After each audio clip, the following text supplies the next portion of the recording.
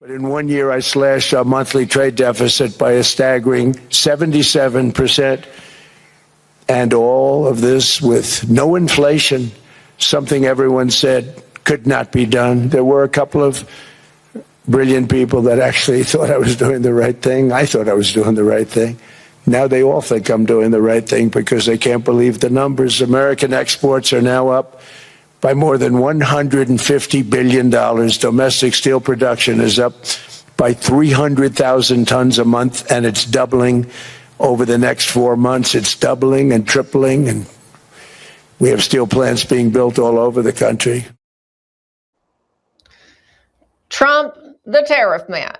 And he is slashing the trade deficit and on the brink of actually giving $2,000 of that revenue divided back to every middle-class American. But it all hangs in legal limbo, though, as the Supreme Court is supposed to rule on the constitutionality of it. The court, interestingly, has been delaying their decision. It was supposed to be, of course, decided this. It is now possibly set, maybe, to be decided February, with some experts believing it actually be delayed all the way until this summer. However, the president isn't having any of it. Here's Trump expressing real frustration over the issue. Watch. I don't know what the Supreme Court's going to do. I think to me it reads so plainly. Couldn't be plainer. You're allowed to do a license. Tariff is probably less severe than what a license could be. But think of it. You're allowed to do a license, and then they have a clause at the end, something to the effect, or what is necessary, something to that effect. And what is necessary with tariffs. I don't know where there's a case even there, but we've taken in hundreds of billions of dollars, and if we lose that case, it's possible we're going to have to do the best we can in paying it back. I don't know how that's going to be done very easily without hurting a lot of people, but we're waiting for that case anxiously. As are the American people. Thus far, the tariffs have been successful aligning the U.S. trade priorities and bringing down the trade deficit. And to further explain what's going on, let's bring in Dan Collins. He's got decades of experience running in China. He's also the host of Chaos Inc. on YouTube, which is a fantastic name for a podcast and couldn't be more appropriate for the time in which we find ourselves. Hi, Dan. Hey, Emerald. How are you? Good. So Supreme kicking the can down the road. Why you're having hesitancy on ruling on this specific issue? I think the Supreme Court has potential here to completely nuke the economy. So we've taken in $250 billion already. We will take in $250 to $500 billion a year in tariff money. But the key point not to lose focus on is that this is all about reshoring American industry, creating American jobs and technical capability, all things that we've been losing for decades and decades. So what the Supreme Court is arguing is the Trump administration's implementation of the IEEPA. It's an International Emergency Economic Powers Act. And this is what he used to put on the tariffs. Legal standing aside, I'm not a lawyer. I wouldn't argue that case. But the outcome, if it is negative and they go against Trump's tariffs, you're basically saying, okay, China, you can have tariffs. Germany, you can have tariffs. Korea, you can block your own market. But the U.S., you have to stay deindustrialized and have no power over your own domestic market. So that's the situation and the economic realities of what this decision will be.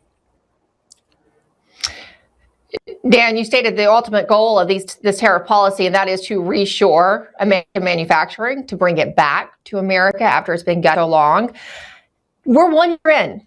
The Trump administration celebrated their 1 year in office yesterday, right, with the inauguration of President Trump ago. Where are we on that process 1 year in? How are we doing on bringing manufacturing back? There are definitely green shoots, although I will say, as somebody that ran a manufacturing plant with 2,000 people in it, these things take time. So from drawing board to plant build to machinery input to actually sending product out the door, these things take time. Usually it's 18 months to 3 years. So where we see the green shoots, we see pharmaceuticals coming back, massive plant builds across the country. chips. We're seeing NVIDIA. Jensen Huang announced a few weeks ago they're going to build $500 billion in product in the United States. TSMC, the Taiwanese semiconductor maker, they've got 2 plants now. They're talking about an additional 5. The automotive tariffs are going to be absolutely key. Every automaker has announced we're going to build new plants because they have to. You can't pay 25% tariff on a car. So we made less cars last year in the United States than we made in 1970. Okay, we have to bring all that manufacturing back.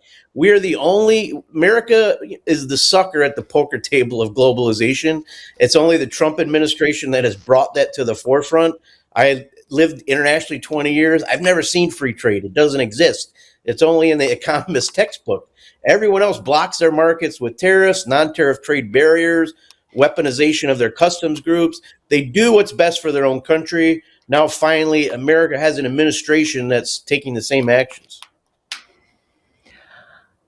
You spoke about China and the fact that they can have tariffs. Also, now China is protecting their silver, right? Because they have decided to enact controls on their silver exports, protecting it. Tell us what's going on with that and how that has an effect on the U.S.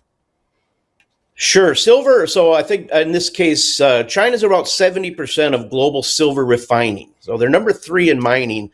But basically all of the industrial use case silver gets sent to China, gets refined. It's similar to the rare earth situation. Silver has become an industrial metal. It always had some industrial uses, but that threshold for industrial use versus precious metal or jewelry has crossed now 60%. That is causing a huge demand for silver. So we're at a deficit this year for the last 3 years in terms of output versus demand. So it's about demand right now is about 20% higher than what is mined every year. So China has put an export ban on silver, and that's going to choke off global markets. It's today used in solar panels, EV batteries, robotics. It's used in data centers. So this is just another key commodity that China is going to chokehold to kind of gatekeep the industries of the future. So that's basically the planning. Everyone is grabbing for resources. You might have heard Ed Dowd in the segment prior to yours.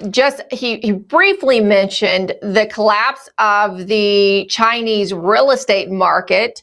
Now, China did have a pretty good GDP, right, last year of 5%, and they posted their own $1.3 trillion surplus. Though, it's trusting China's numbers, right? Which we always have to kind of take with a grain of salt. But what will this real estate market do to China? And then again, what kind of effect will it have on the U.S.? I don't believe GDP numbers, whether they're in China or the U.S. I just kind of throw them away. China's economy has been weak. Yeah. China's economy has been weak we're going on 5 to 7 years. The housing bubble has been deflated. I've owned properties in China. However, I can tell you the amount of home equity in China is massive. There are homes that were $100,000 that ended up at 2.3 million. Now they've gone back to 1.8 million. So you got to look at the equity side of the equation in the housing. So 90% of Chinese now own their own homes, which is pretty great achievement for them. The housing bubble is being deflated. It's been being deflated. It's been a drag on the Chinese economy along with demographics. But they're moving up the value chain. The competition, they've got problems. We've got problems. The competition from them really is coming in the EV space, the technology, the AI race, and basically the manufacturing. They're 50% or more of global manufacturing. All the world's manufacturing, like we just talked about, silver runs through China. They're the gatekeeper. So that is why U.S. needs to reindustrialize. As I tell people, China could shut the U.S. down anytime they want. If they stop trading with us, they would lose 15% of their exports. We would have every factory go dark in 30 days. Every retail shelf would be empty. That's the critical Achilles heel of the U.S. economy until we get things reshored. And that's part of the Trump tariff plan, is to get manufacturing back in the United States. We're all supportive of that. We hope the Supreme Court will be supportive. of that objective as well. Dan Collins, it's always good to see you. And again, the podcast is Chaos Inc. on YouTube. Again, I love that title. It's good to see you, Dan. Thanks so much. Great to see you. Take care.